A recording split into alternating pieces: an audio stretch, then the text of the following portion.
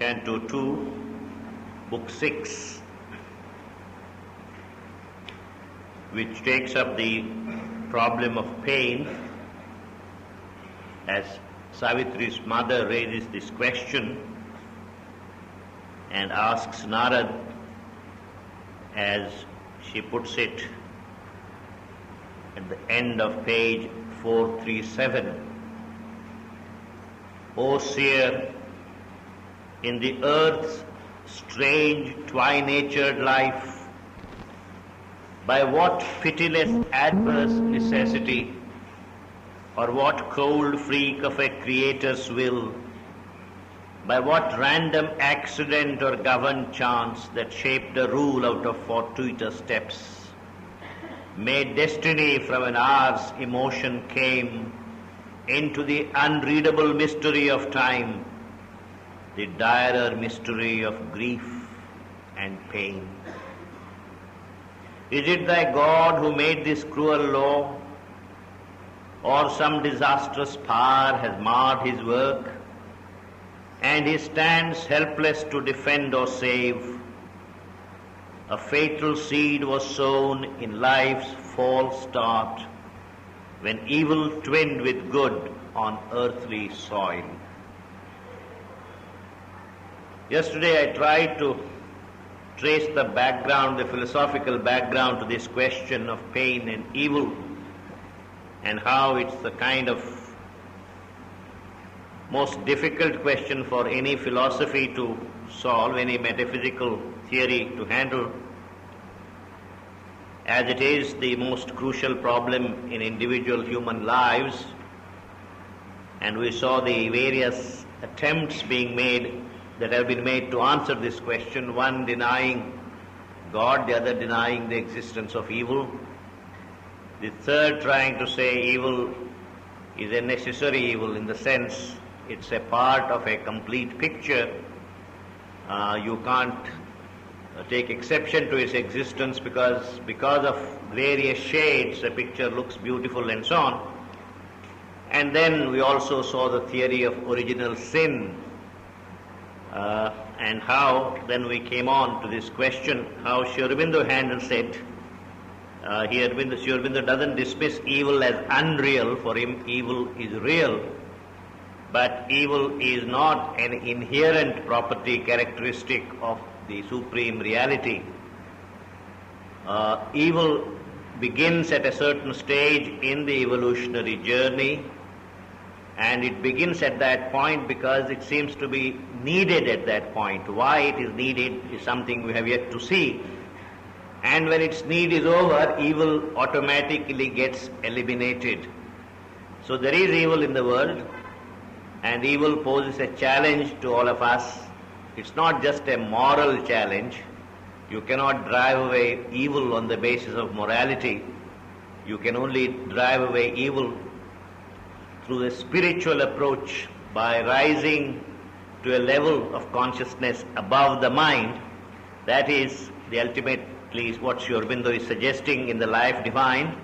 But here let us follow the argument as first presented by Ashwapati's wife Malavi, and then the reply given to her by Narad.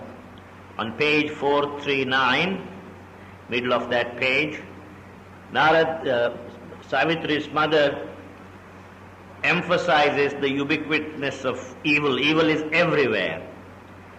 All that we are is like a fort beset. All that we strive to be alters like a dream. In the grey sleep of matter's ignorance, mind suffers lamed by the world's disharmony and the unloveliness of human things.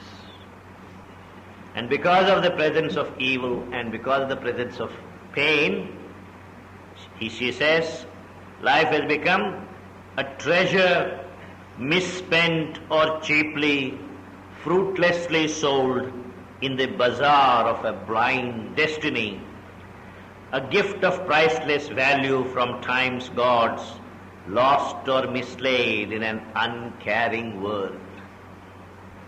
Life is a marvel mist, an art gone dry, a seeker in a dark and obscure place, an alarmed warrior facing dreadful odds, an imperfect worker given a baffling task, an ignorant judge of problems ignorance made. Its heavenward flights reach closed and keyless gates. All man's attempts so far to solve the problem of evil have reached closed and keyless gates. Its glorious outbursts peter out in mire. On nature's gifts to man a curse was laid. All walks inarmed by its own opposites. Error is the comrade of our mortal thought, and falsehood lurks in the deep bosom of truth.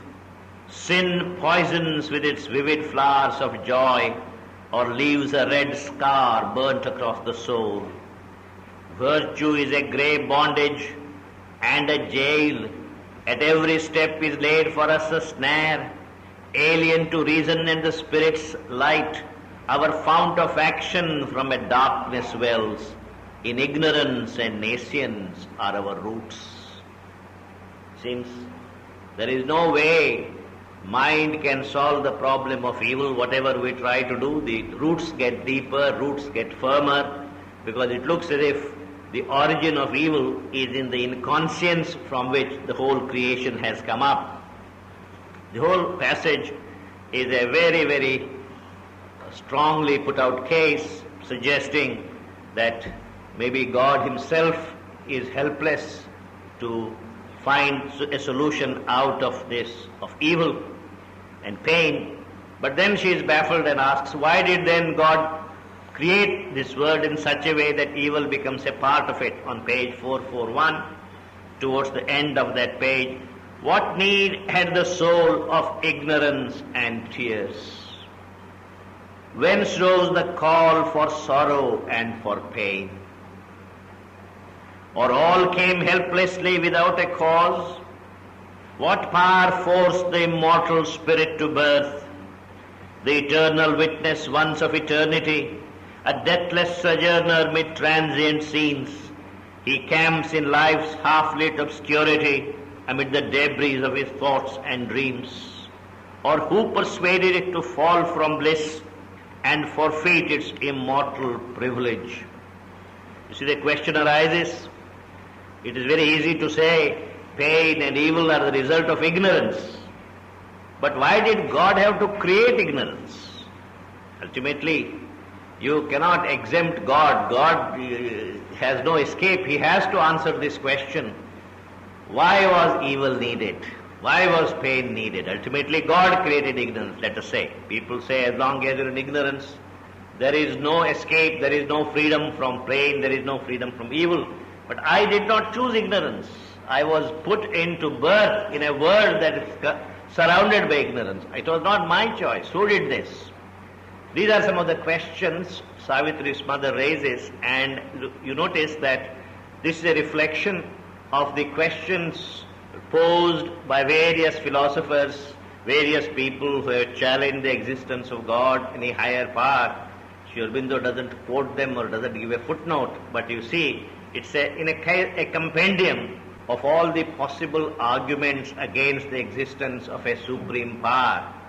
And so, like a very well-trained philosopher, Savitri's mother finally says on page 442, we don't have the time to go into all the details, about 4 lines from the top. What hard impersonal necessity compels the vain toil of brief living things? A great illusion then has built the stars. But where then is the soul's security, its poise in this circling of unreal suns?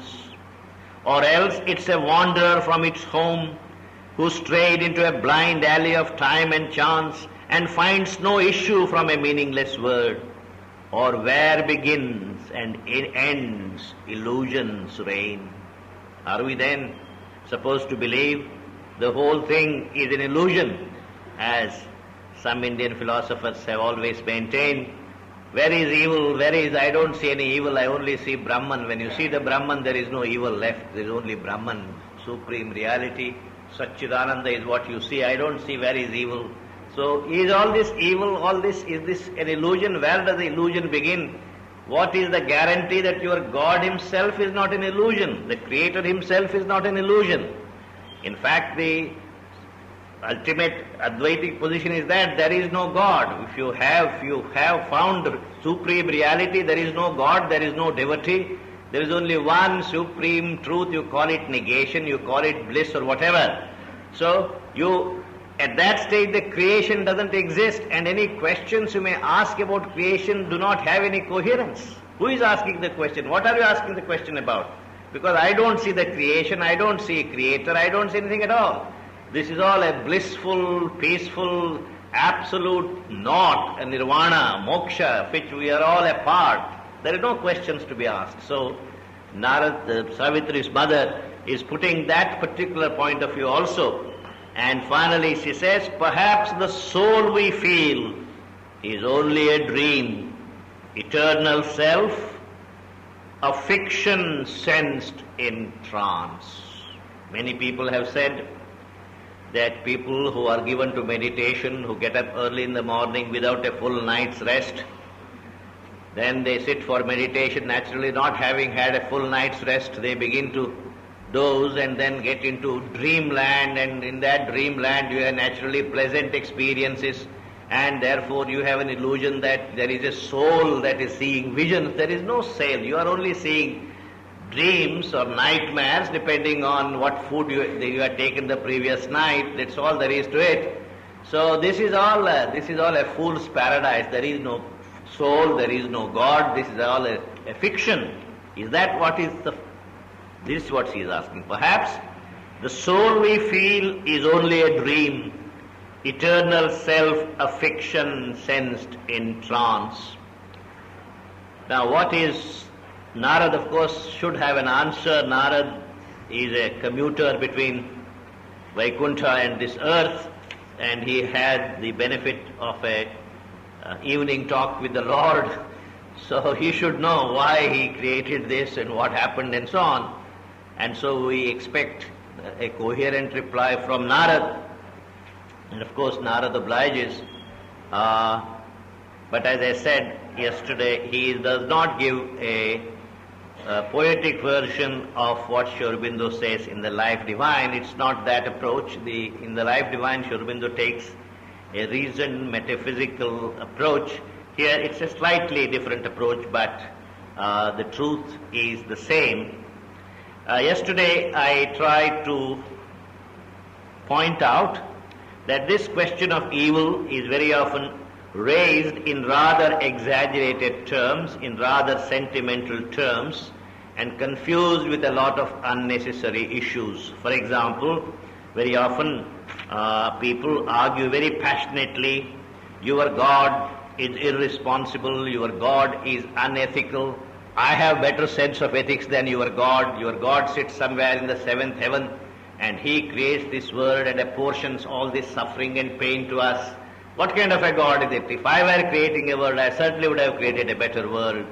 My sense of fair play doesn't permit me to respect your God, and so on. Well, Sri Aurobindo first points out there is no your God and there is no my God. There is no God who creates this world and then goes and sits in retirement in some air-conditioned seventh heaven or eighth heaven. According to our way of looking at things, God became the world. If there is suffering in the world, if it is pain in the world, then it is God who is going through this suffering. You can then ask, why did God choose to undergo this suffering? But you can't put any moral blemish on him. So the God is just rescued from this moral turpitude by putting this question in a straighter, clearer way. So we can't ask, why did God send punishment to us? Why does God punish himself? That's the question to be asked. Then the second thing he says, Sri Aurobindo points out, are we not exaggerating the presence of evil and pain in this world? If life is all that painful, why is it that not all of us are in a hurry to get back? We want to live here, we all seem to love life, want to prolong life as much as possible, even when we know there is hardly any chance, we still make inquiries whether there is any recent laser treatment in America or some other treatment in Russia so that our life can be prolonged by whatever time it can be prolonged by. There seems to be, man seems to find great joy in living. If misery, if suffering is all that paramount, why is it that so few people want to live life? There is a Punjabi folk tale some friends of mine told me once some time ago. I have forgotten it. It seems there was a woodcutter who lived a very, very hard life. Every day he had to go to the forest and chop wood and then collect these faggots into a bundle, carry it on his head, walk 3 or 4 or 5 kilometers or miles, whatever, come to the marketplace and sell this. And then, of course, when he sells it, people would say, would you give it for 10 paise, 5 paise, 6 paise, like that. After haggling and so on, he would get a small amount of money. Then he goes to the shop and then buys wheat or whatever. And then at the end of that long day, sweating through summer and so on, he had maybe enough to eat or not even enough to eat. So he was completely fed up with life, and one day, on a summer afternoon, as he was tying up the faggots, perspiring profusely, sun up there, and he was muttering to himself, I'm so fed up with life, I don't know why the Lord of Death doesn't remember me. He was saying this. When he was saying this, he heard footsteps, and the person who was going just turned back and said, did you call me? Did you remember me? That was God of Death himself. Did you say something to me? I heard you calling Yama. Did you ask? No, I was not referring to you. I was just... Sorry, that's a confusion. I didn't mean you at all. I was saying something. My wife said something to me. I was kind of rehearsing it. It's nothing for you. That shows, you see, there is some joy. There is some joy in living. In the very act of living, there is some joy. You see, nature at one stage implanted the will for survival so strongly in man, because life had to establish itself in this physical world against death. When the entire physical world was waiting to gobble up life, life had to establish itself. So the instinct for survival has been planted so deep. And similarly, sex. Now, why is it sex so strong in all living beings? It is so strong in living beings because at one time the question of survival was paramount.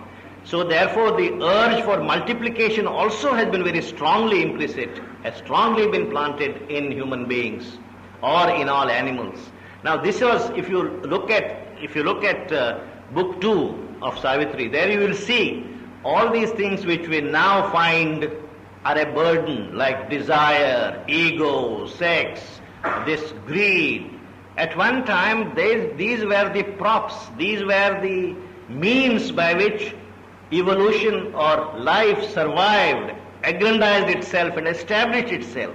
Now comes a time, of course, when they have all become a bar, because we have gone through a certain mental development, we have no more any need of that kind of desire, that kind of self-aggrandizement. But if there were no desire, there would have been no evolution. Evolution has in fact used desire as a springboard. Exactly the same way, all these survival, the desire to live is also so basic, and therefore to say, as I pointed out yesterday, that if a man is healthy, completely healthy, doctor certifies your heart is fine, your liver is fine, your brain functions are fine, except that the only problem is you have a little toothache. And toothache is a spasm of pain somewhere in one or two of these nerves. That is enough. You can't think of philosophy, you can't think of Savitri all the time. What is it? You're looking very glum, my toothache. The rest of you are all right.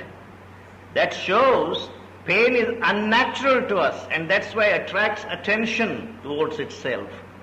And more modern thinkers, scientists are saying what a great blessing it is to have pain, because pain is nature's agency by which it draws attention to something that needs looking at.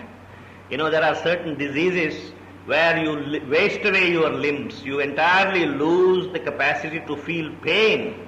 Certain kinds of leprosy, you completely lose the capacity to feel pain. So when you are sleeping at night, a rat comes and gnaws at your fingers, you hardly notice because you have no pain. So once anything has started, then the entire body wastes away. So pain, therefore, is absolutely essential. If there is a pain in the stomach, it's a warning. It is telling you something. Please take note, there is something here that needs attention. If there were no pain, then what would have happened is whatever was not functioning would deteriorate very fast, and by the time you have noticed, you are beyond any repair. So in fact, you must be grateful that there is pain in the body. So in one sense, as you can see, God created pain so that we can take, it's a kind of early warning system in the body, early warning system in physical pain. Why do I feel this pain? Oh, then you go to the doctor, doctor says, where do you have pain? Here or here or here? You know, all this can begin, investigation can begin, treatment can begin. Just imagine if there is no pain, then something goes wrong, it will continue to go wrong, and then you are finished. So pain, therefore, has a function. And of course, pain is not a predominant part of life. This is what Sri Aurobindo explains. And finally he says, therefore we must ask this question, why is it, if God becomes the world, let us say God is undergoing suffering, God is being subjected to evil, why does he choose to do so to himself? This is the question. And there is, of course, let's not exaggerate it, let us not say life is only pain. This is now the question, why does pain become necessary even for God to grow? For his complete self-manifestation, pain becomes necessary. Why does it? So of course, as we know, pain and evil were not always a part of existence. At the level of matter, there is no pain. A stone never complains that I have pain or anything. Similarly, pain begins with the coming of life. Evil begins with the coming of the mind. You don't write a police complaint against a tiger because it jumped on a deer and gobbled the whole deer. There is no notion of moral and immoral there. Notice, of course, animals have pain because they have life, but they have no sense of morality. There is no moral or immoral. It's only with man's mind the notions of morality comes up.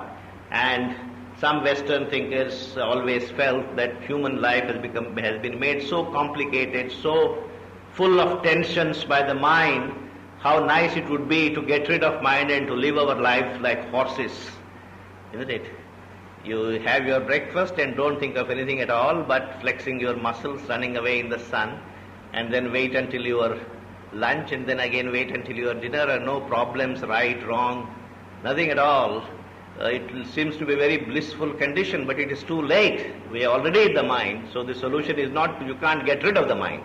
You have to go beyond the mind, not below the mind, but beyond the mind. So the point is, there is pain, there is suffering, but these were not always there. If they were not always there, the chances are there may be a time when they may not be there. If they were not there in the beginning, they may not be there after a certain level. So as I said, evil began with the mind. When man transcends mind, the notion of evil also may disappear. So it's quite possible. But we have not yet reached that stage. We are still in the mental belt, and we have pain and we have evil. Why? That is the question. That's a reasonable question to ask, and not the sentimental question. Oh, why is there so much pain? It's like, it's like the nationalist leaders or communists making a kind of pitch. Why is there so much suppression and so much hunger in this world? So why did God create so much pain? God created some pain, but it's not all so much pain. Let us put the question properly. That's what Sri Aurobindo says. Okay, all right. Now we have seen what the question is. What is the answer? Why is there pain? Well, let us follow what Narad has to say. O Queen, page 442. O Queen, thy thought is a light. Last two lines of that page. Thy thought is a light of the ignorance, its brilliant curtain hides from the God's face. Says to the Queen Mother, your thinking is so brilliant. Sometimes because you think brilliantly, you blind your own eyes. You can't see beyond what you have said. So she says, its brilliant curtain hides from the God's face.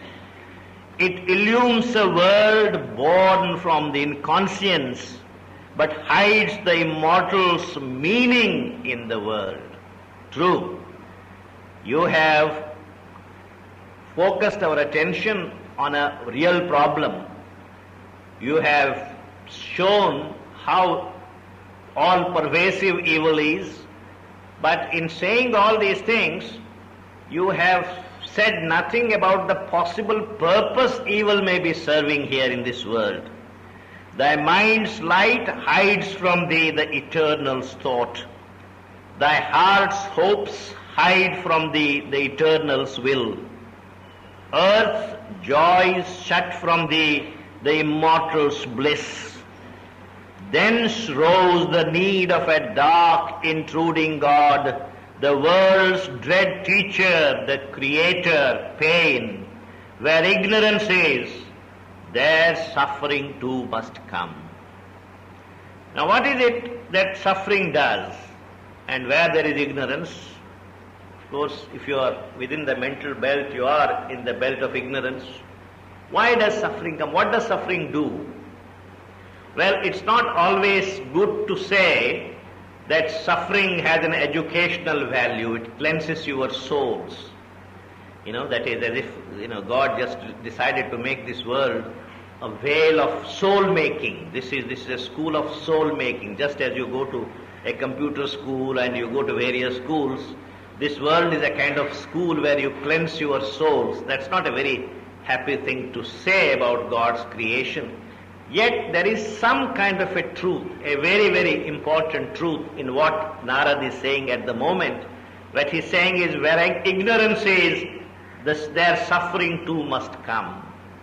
Suffering has this primary objective, as you see in our experience of life, and that is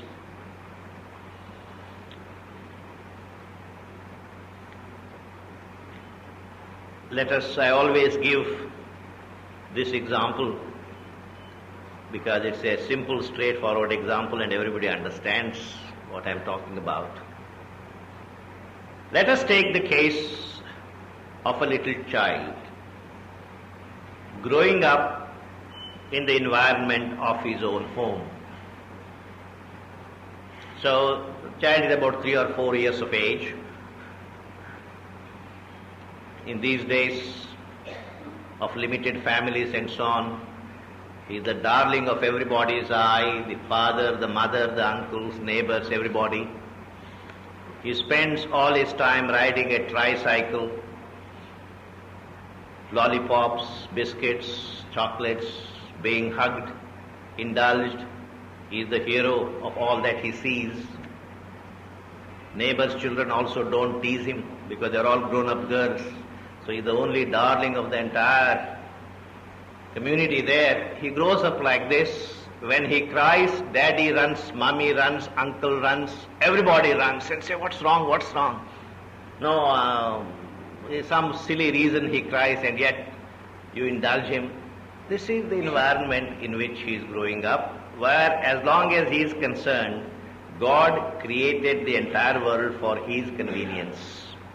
Daddy was created so that he brings toys. Mummy was created so that she can put him to sleep and give him toffee or whatever when he wants it.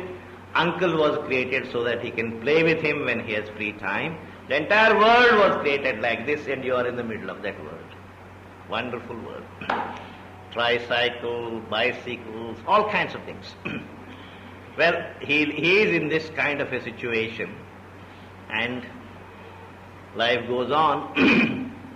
Then comes one day, suddenly the mummy looks very worried because she had to go to face an interview mummy is being interviewed so that that baby can be admitted to a school.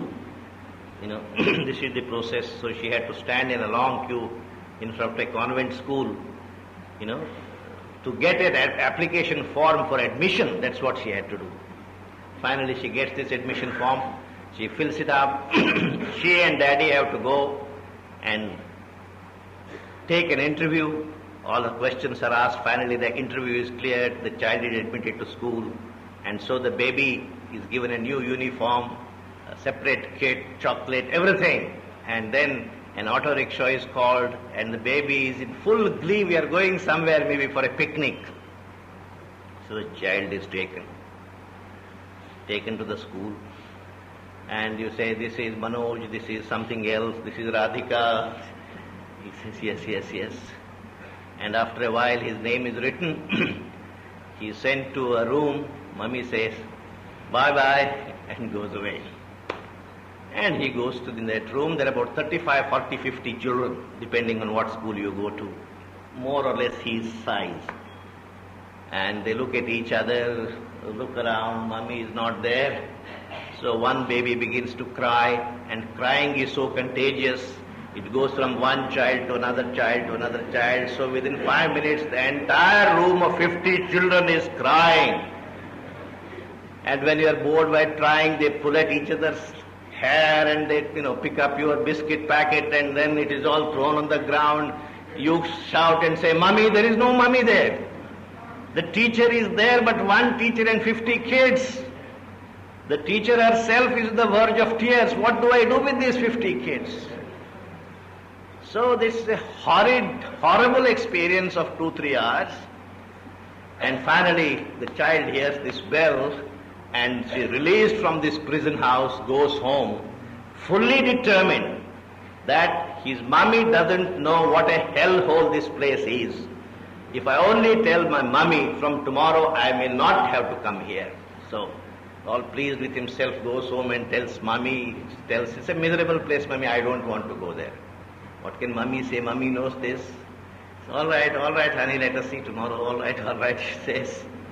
So he is mentally very free. He is not going there tomorrow. Next morning, once again an early bath, once again the uniform. So his heart, then he begins to cry. Mummy, I won't go to that. I know you are going to send me to that school. I don't want to go there. And he is very convinced, because until now, mummy has been, as far as he is concerned, the very embodiment of love, affection. He remembers how when he has a slight temperature, mummy kept awake the whole night looking after him. This is the embodiment of love, affection. How can she just disregard my wishes? He is fully convinced that the mummy ultimately is going to listen to him. 8:45, the auto rickshaw arrives at the gate, and the baby starts howling and crying. I won't go into the auto rickshaw.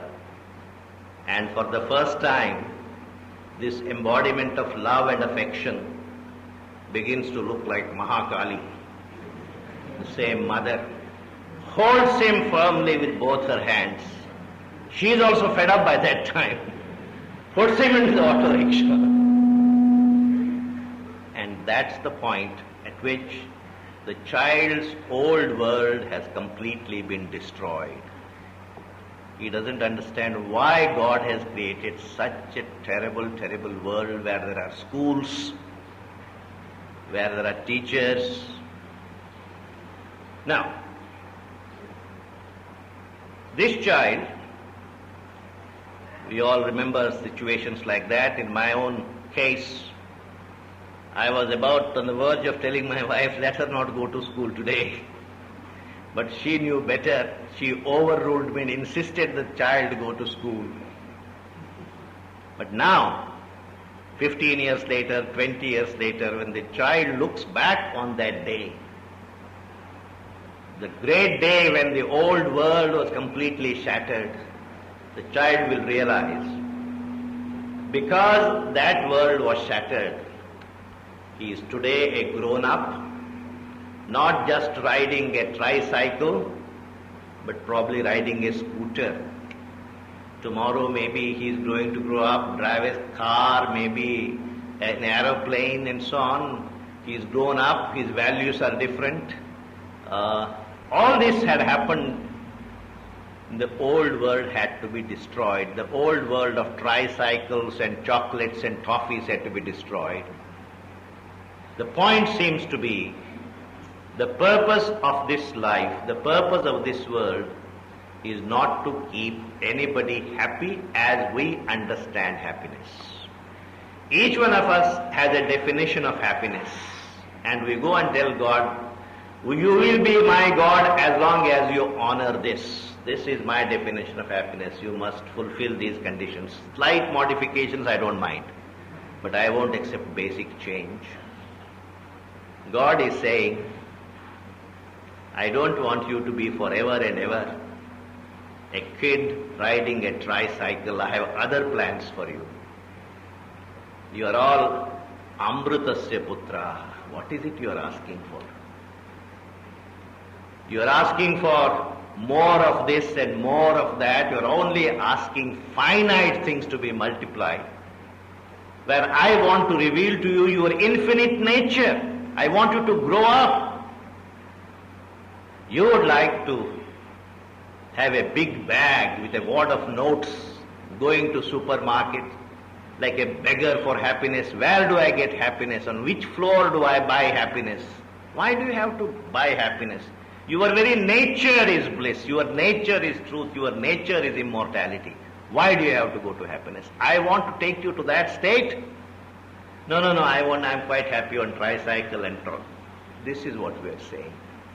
Now, if this natural instinct of the soul's inner growth is not recognized by the outer mind, then at page 443, 6-7 lines from the bottom, pain is the hammer of the gods to break a dead resistance in the mortal's heart.